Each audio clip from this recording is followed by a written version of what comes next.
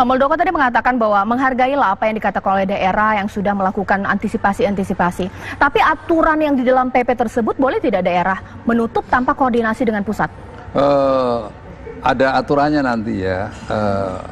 Akses jalan utama ya itu harus dijaga dengan baik. Berikutnya bagaimana terhadap kendaraan logistik ya, kendaraan pribadi atau jenazah dan seterusnya. Itu nanti ada kriteria-kriterianya. Bukan ditutup blek begitu enggak. Tadi sudah bagus ya di Gorontalo bagus ya. Memang daerah-daerah saya pikir menghentikan mobilnya disemprot, orangnya diperiksa itu sebuah langkah yang sangat baik gitu ya. Sudah cukup bagus. Karena apa? Karena memang jangan sampai wilayah yang sudah bagus akhirnya menjadi satu orang masuk terus menjadi besar. Itu sebuah antisipasi yang baik, sangat patut kita hargai. Oke, ya, gitu. Selain memang memantau akses keluar masuk, sebenarnya boleh tidak daerah melakukan treatment seperti karantina wilayah atau mengawasi akses keluar masuk, padahal belum ada kasus di wilayah mereka? Oh, enggak. Nanti PSBB pun ada mekanismenya. Ya, mekanisme pemerintah daerah mengajukan kepada Menteri Kesehatan. Menteri Kesehatan nanti akan konsultasi dengan Satgas ya, gugus tugas COVID. Setelah itu baru Menteri Kesehatan memutuskan iya atau tidak. Nah, di situ dilihat dulu iya atau tidaknya itu apakah itu epidemiologis atau tidak. Apakah itu bersifat menyebar dengan luas atau tidak. Berikutnya efektivitas penanganannya seperti apa ya, sumber daya yang ada bagaimana, aspek-aspek sosial, ekonomi dan seterusnya itu juga akan dipertimbangkan dengan baik. Oke, saya mau ke Pak RHP dulu, Pak Riki. Nah, sebagai kepala daerah pasti harus taat undang-undang dan juga PP. Nah, kalau misalnya tadi dijelaskan oleh Pak Muldoko bahwa harus ada dulu poin-poin yang terpenuhi, barulah kemudian daerah membatasi akses keluar masuk. Nah, ini bagaimana? Ya, terima kasih Mbak Caca dan juga Pak Muldoko. Ya. Pertama kami memberikan apresiasi kepada pemerintah Pak Jokowi yang sudah mau terbitkan PP. Kami di Papua mau tunggu selama berapa bulan dan berapa hari. Sedangkan kondisi kami di Papua, semua pelayanan harus dilakukan melalui transportasi udara. Dan kondisi kami hari ini di Papua, khusus di tanah Papua, itu yang positif sudah 12 orang. Yang dalam pengawasan 7.000 lebih. Sedangkan kami di daerah pegunungan Tengah, itu satu yang dinyatakan hasil pemeriksaannya negatif 2 kali. Semua transportasi hanya melalui pesawat. Kalau kondisi seperti begini kami harus tunggu PP. Ya. Pak Muldoko, saya mau sampaikan bahwa kami agak sulit. Oke. Sehingga langkah-langkah ini kami harus ambil langkah-langkah untuk demi menyelamatkan nyawa orang Papua dan juga lebih khusus nyawa orang Mamberamo Tengah. Kami lebih menghargai nyawa daripada kami mau tunggu aturan itu akan datang. Saya sudah tangkap. Minta maaf sekali lagi Pak Muldoko. Apapun yang kami lakukan intinya untuk menyelamatkan nyawa orang Mamberamo Tengah, orang Papua dan orang Indonesia. Baik, terima kasih. Pak Muldoko ditanggapi konteks seperti itu.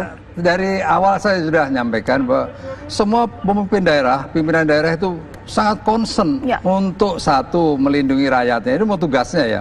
Berikutnya memberi makan, terus usaha semuanya bisa bekerja dengan baik ya. Itu sudah pasti dipertimbangkan dengan sebaik-baiknya oleh pimpinan daerah gitu.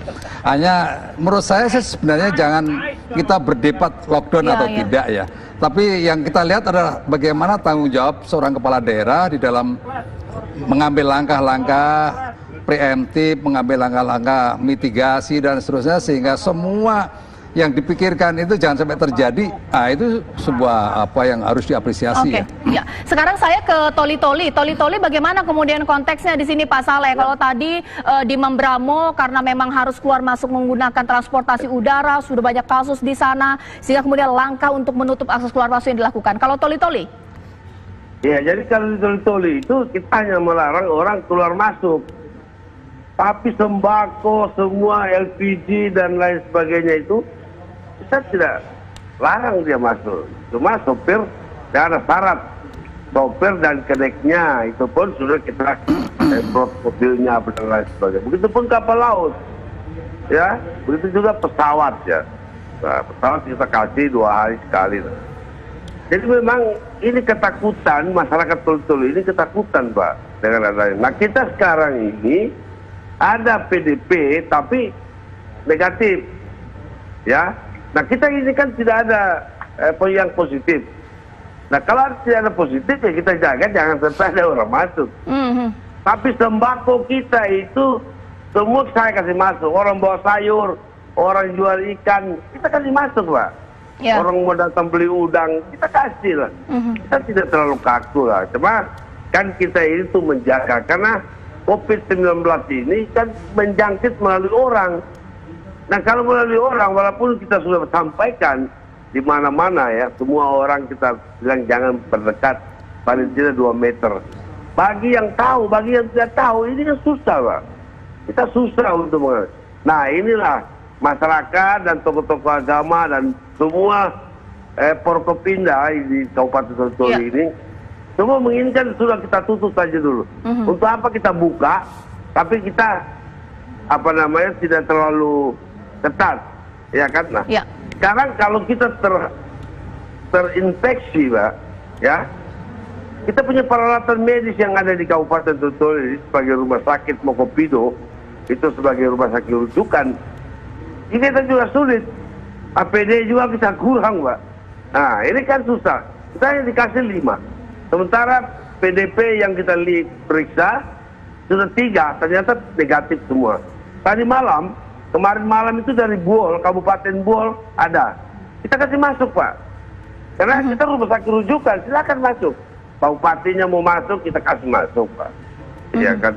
Kita tidak terlalu kaku, Pak. Baik. Saya sudah memerintahkan ke petugas di 3 pintu ini dan kapal laut, ya, kamu harus mengerti, jangan terlalu kaku, Pak. Yang penting orang masuk itu yang kita jaga, Pak. Karena kita ini kan ada dari Gorontalo, ada dari Palu, dari Parigi Motong, iya kan. Nah, kemudian yang dari Makassar, semua datang. Saya bilang, sementara ini 14 hari, ya, orang saya bilang jangan dulu di orang masuk. Ternyata tidak ada gejolak, Pak.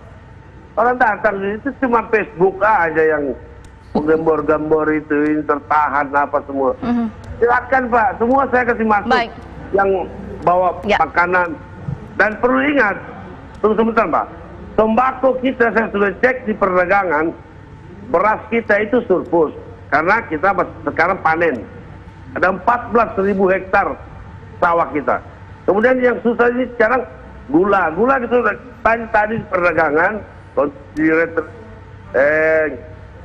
semua bisa sampai 1 bulan atau 2 bulan, ya kan? Jadi kita tidak ada. Semua aktivitas masyarakat ini di Toli-Toli ini berjalan seperti biasa, Pak. Ada yang ke kebun, ya silakan.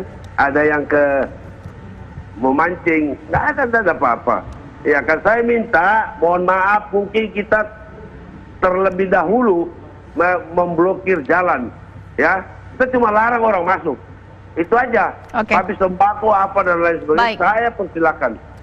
Kita awasi, ya kan. Baik Pak Saleh, ya. ditahan dulu. Nanti saya akan kembali berbicara dengan Pak Saleh, tapi terlebih dahulu saya ke Pak Gubernur.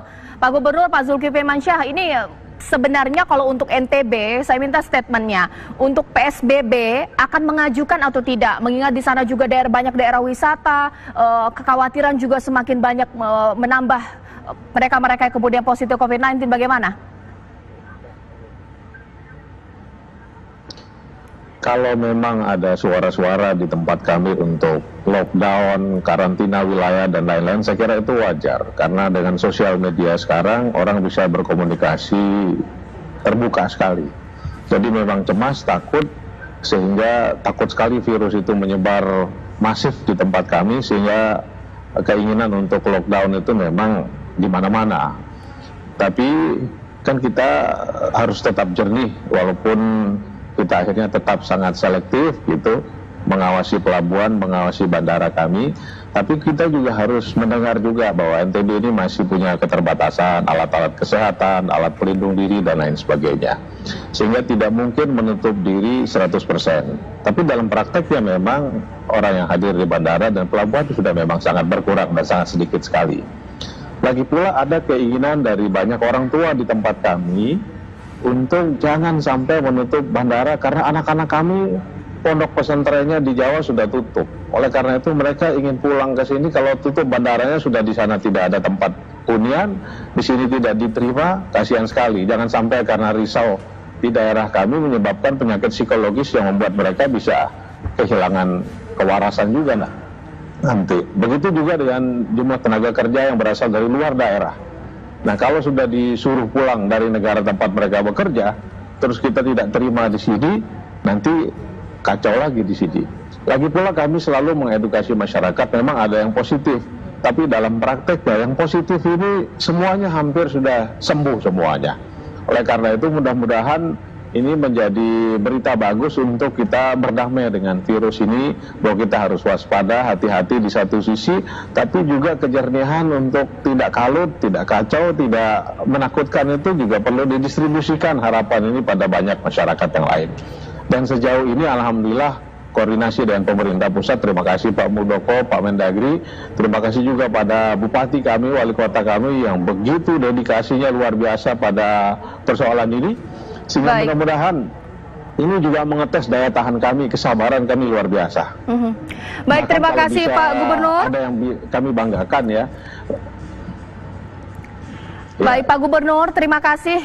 Kita harapkan kemudian peraturan-peraturan apapun yang dilakukan untuk konteks NTB bisa efektif sehingga tidak menambah banyak daftar pasien positif di NTB. Tapi nanti saya akan masih berbincang dengan Bupati Toli-Toli, bahkan juga Membramo Tengah mengenai jadi kalau publik pun bertanya-tanya di sini Pak Muldoko, PP ini sifatnya bottom up sesuai dengan apa yang diketahui daerah atau top down. Sesaat lagi di Apa Kabar Indonesia Malam.